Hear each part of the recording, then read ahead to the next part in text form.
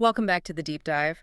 We're here again, sifting through that pile of sources you sent over articles, notes, reports, trying to, pull out the really key nuggets of knowledge. That's the plan. Today, we're digging into something really quite disturbing, an unsolved case from 1967 Manila. It got nicknamed the Manila Jigsaw Murder. Right. And we've got a set of sources that map out the investigation into Lucila Lalu's death. So our job today is piecing together what we actually know, who the main players were, and looking at the theories, I suppose, that have popped up over the decades. Does it make sense of it all? Exactly. It's like a puzzle, but, well, some pieces are definitely missing. Okay, let's dive in. Where does this grim story even begin? What do the sources say about the initial discovery? It kicks off in late May 1967. Hot summer day in Manila, May 28th, a Sunday. A local garbage collector is just doing his usual route on Malbon Street. Okay. And he finds, well, a pair of human legs in a garbage can, neatly cut into 4 pieces. Just the legs. Wow, that's incredibly specific and shocking right off the bat. It is. And the sources note a few things. They were cold, like really cold, which suggested pretty quickly they'd been kept in a freezer or something similar. Air refrigeration. Yeah. And they were wrapped up in newspaper. Specifically, paper dated May 14th, so about 2 weeks old at that point. May 14th. And another detail, investigators noticed the toenails were painted, looked like a professional pedicure. That made them think initially the victim might be, reasonably well off. Interesting. Was that the only find, or did more turn up? Well, there was a bit of initial confusion. Police wondered if the legs might belong to a decomposed hand found a few days earlier. Ah. But they quickly ruled that out. The decomposition rates were totally different. The legs were preserved by the cold. The hand wasn't. Makes sense. Then just the next day, May 29th, another discovery. A torso with the arm still attached. Okay, where was this found? This time it was along EDSA, the main highway there near the Guadalupe Bridge. A completely different location. And these remains, wrapped in newspaper, dated May 23rd. So, legs found on the 28th May 14th paper. Torso on the 29th May 23rd paper. Different parts of the city. That already points to something quite deliberate, doesn't it? Absolutely. Planning, transport.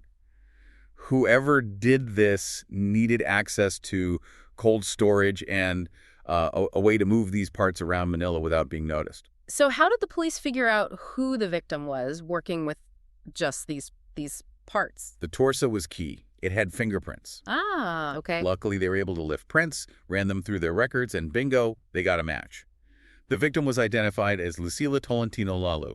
She was 28 years old. Lucila Lalu. Okay, so who was she? What did the sources tell us about her life? Well, she originally came from Pampanga, which is north of Manila, moved to the city, probably late 50s, early 60s, like a lot of people, just seeking, better opportunities. And it sounds like she found them or made them. She really did. Started as a waitress, apparently. But she was sharp with money, saved up, and became a businesswoman. Opened her own places. Really? Like what? Lucy's House of Beauty, a salon. And also Pagoda, which was a restaurant, cocktail lounge, and a nightclub. Wow. So she built quite a bit for herself. But the sources also hint her personal life was complicated. Yeah, that's putting it mildly. Yeah. Around the time she was setting up these businesses, she met a police officer named Aniano de Vera. Okay. Now, he was married, but they started a relationship, lived together common law for about 7 years, and they had a child together. 6-year-old at the time she disappeared. Right. And the complications didn't end there, did they? Other relationships mentioned. Yes. It seems it was pretty well known, sort of an open secret, that she had other lovers besides de Vera. And that becomes important later. It definitely does for the investigation. The reports even speculate that maybe her disappearance wasn't flagged immediately by family or friends because this part of her life was known. Maybe they assumed she was just away with someone else. Okay, so a successful, independent woman, complex personal life, victim identified. What were investigators thinking about the killer at this stage, based on the evidence? Well, the way she was dismembered was a huge focus. The cuts were described as, expert, very clean. So not just a random frenzied attack. No, not at all. It suggested someone highly skilled with a knife, someone who possibly had medical knowledge or anatomical knowledge, maybe a doctor, maybe a butcher, maybe even someone military or police trained in certain techniques. And combining that skill with the freezing and the scattering. Right. It paints a picture of someone methodical, someone with access to a freezer, maybe a big one, maybe even a refrigerated truck or something. Yeah. And the means to transport these packages across the city. Given her known relationships, did the police immediately focus on the men in her life? Oh, absolutely. That was the obvious starting point. Hmm. Her various lovers were prime suspects right away. Several were brought in for questioning pretty quickly. Okay, let's break down who the sources mention as key early suspects. First, there's a Florante Relos. Yeah, Florante Relos, he was young, just 19, worked as a waiter at her place, the Pagoda, and the sources say Lucila was supporting him financially, even rented an apartment for him, described as a love nest. What was his story when the police talked to him? Initially, Relos seemed to have an alibi, said he was out drinking with friends the night Lucila vanished, and witnesses backed him up. So they let him go. Yes, initially. Police figured, young guy, maybe not much motive for something this brutal. It sounds like there's a but coming. His story didn't stay solid. Not exactly. Later on, things emerged that made it look shakier. Reports surfaced that the cashier at the Pagoda told Relos and his friends Lucila might be at the beauty parlor that night. Ah. And then, even more concerning, there were some unverified witness accounts. People claiming they saw Lalu being forced into a taxi with Relos and his buddies right outside the beauty parlor. Wow, okay, that's different. And adding to that, the cashier also apparently mentioned Lucila had already broken things off with Relos. So suddenly you have maybe a motive rejection and these conflicting stories about where people were. His initial alibi starts looking less concrete. Okay, so Relos is definitely in the picture, timeline shaky, potential motive. Who else was a major suspect early on? Her common-law husband, Aniana de Vera, the police officer, remember they'd been together 7 years, had a child. Right. And their relationship wasn't smooth sailing? No. Sources say it was troubled. De Vera was known for having a temper, being jealous, especially about her other relationships. Jealousy is a powerful motive. And there were serious red flags. The reports mentioned that in the month before she disappeared, De Vera had fired his service weapon inside her businesses, the Pagoda and the beauty parlor, on 3 separate occasions. 3 times. Wow. That points to serious instability and possessiveness. What did he say about the night she disappeared? De Vera claimed he had dinner with Lucila at her beauty parlor around 6:30 p.m. that evening, and then left right after. But does his story hold up? Well, like Relos, it runs into contradictions. Some of Lucila's own relatives apparently told police they saw her slinking in the salon around the time De Vera claimed he'd already left. And his timeline also clashes directly with what Florante Relos later claimed. Remember, Relos said he met Lucila at a different lounge around 7:30 p.m. that night. So both main suspects have timelines that just don't mesh with other accounts or with each other. That must have made things incredibly confusing for investigators. Absolutely. A real mess of conflicting statements right from the start. Were there any other people looked at initially? The sources mention a third man. Yes, briefly. An executive at a printing firm. Also one of Lucila's lovers, apparently. Why him? Because some cardboard, the kind used for wrapping newsprint, was found under Lucila's torso where it was discovered. Ah, a potential link. Right. But he reportedly had a solid alibi for the night she vanished, and it seems the police discounted him fairly quickly based on that. So the focus really stayed on Relos, the young waiter, and De Vera, the common-law husband, both with questionable stories and potential motives. But then things took a really dramatic turn, didn't they? A confession. Yeah, this is where the case exploded in the media. June 15th, 1967, so a couple of weeks after the body parts were found. Newspapers ran huge headlines. A suspect had confessed. A handsome young man, Jose Luis Santillano. Santillano. Who was he? 28 years old, a dentistry student, son of a retired colonel in the Philippine Constabulary, married, father of 5 kids. And his connection to Lucila. He was also one of her lovers. And crucially, he was living in a spare room inside her beauty parlor, boarding there. Living right there at the salon. Okay, that's significant. What did his confession actually say? He provided a handwritten statement. In it, he claimed he'd had a mental blackout. A mental blackout? Yeah. He said Lucila tried to seduce him, he refused, and then she threatened him, threatened to cause the scandal. That's when he claims he just lost his mind and strangled her. Okay. And the dismemberment, did he confess to that too? He did. His statement apparently detailed how he cut up the body and got rid of the parts. He mentioned dumping the head somewhere in Diliman, in Quezon City. Was the head ever found? The sources don't confirm it. It was never reported as found, so it's unclear. He described carrying the parts in bags and boxes, using taxis and jeepneys to scatter them. And what physical evidence did the police say they found to back this up? Police claimed they found dried blood traces under the bed in Santillano's room at the parlor, where he supposedly kept the body for a time. Uh-huh. They also insisted they found a blood-stained hammer, plus the knife and razors used for the dismemberment, hidden somewhere in the mezzanine level of the parlor. Right. So on the face of it, sounds like case closed maybe, confession, some physical evidence, even if the mental blackout motive feels a bit flimsy. But that wasn't the end of Santillana's story, was it? Not even close. It took another wild turn just 3 days later. Santillana completely retracted his confession. Or retracted it. What did he say then? Now, he claimed he didn't kill her at all. He said he was just an unwilling witness. He claimed the murder was carried out by 3 other men. 3 other men. His story completely flipped. What was the new version? He still said the murder happened in the parlor mezzanine, same location.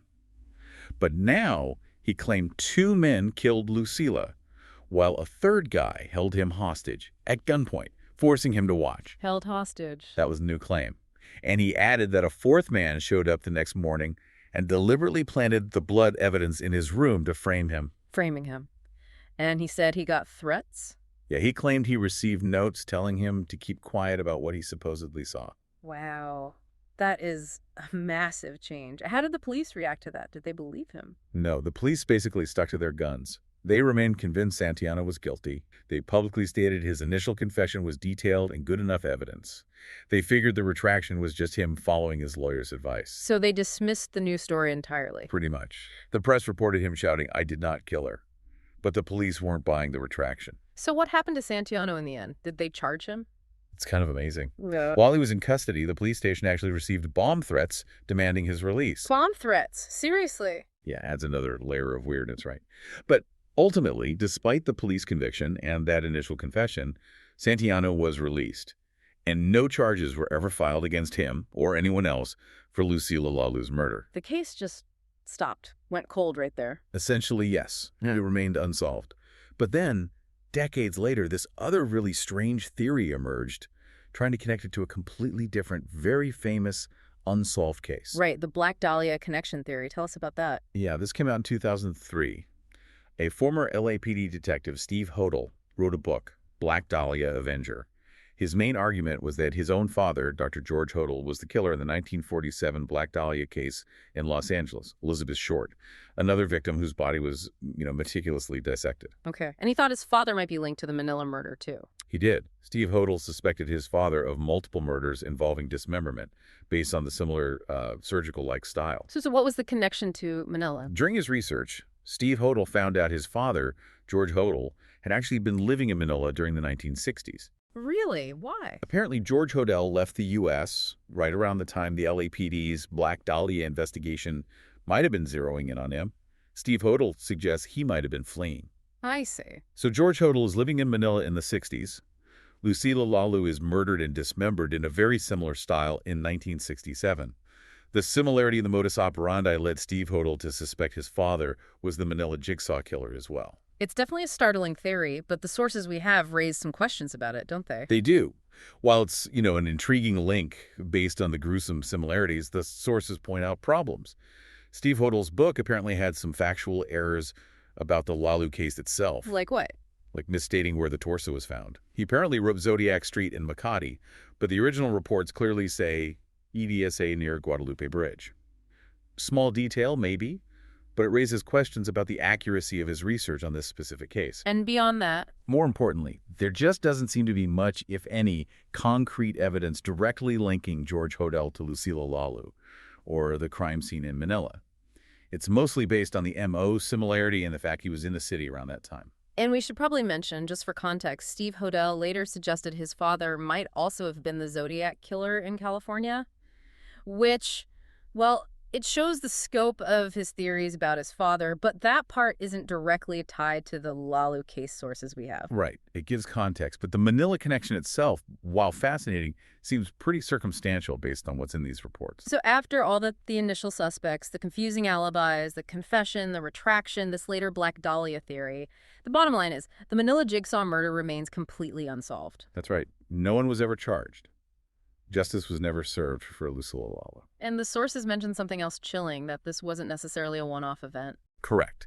Sadly, Lucila Lalu's murder in '67 is noted as being the first in what became known over the following years and even decades as the Chop Chop Lady murders. Oh. Other women were found dismembered in disturbingly similar ways. God, that's awful. What a deeply unsettling case from start to finish. You've got this woman, Lucila Lalu, builds herself up, becomes successful, Yeah, quite an entrepreneur. but has this complex personal life. Then she's murdered so brutally, so meticulously. Multiple suspects, lovers mostly, with stories that just don't line up. Contradictions everywhere. Then this incredibly dramatic confession from Santillano living right there in the salon, only for him to take it all back days later with a bizarre story about being framed. Leaving everyone completely confused about what really happened. And even decades later, a theory connects it to maybe one of the most infamous unsolved murders in history, but without solid proof. It really is like that jigsaw puzzle metaphor we started with. Mm-hmm. It feels like crucial pieces were lost or maybe deliberately removed right from the beginning. You just can't see the full picture. It leaves you with so many questions. Yeah. So, as you think about this case, the Manila Jigsaw Murder, consider this. Given all those challenges the 1967 investigators faced, limited forensics compared to now, the tangled web of relationships and motives, the unreliable confession, what does this case tell us about just how hard it can be to find the truth, let alone achieve justice, especially when a crime involves so many secrets and conflicting stories? It's a tough reminder of how easily the trail can go cold. A very challenging puzzle, then and now.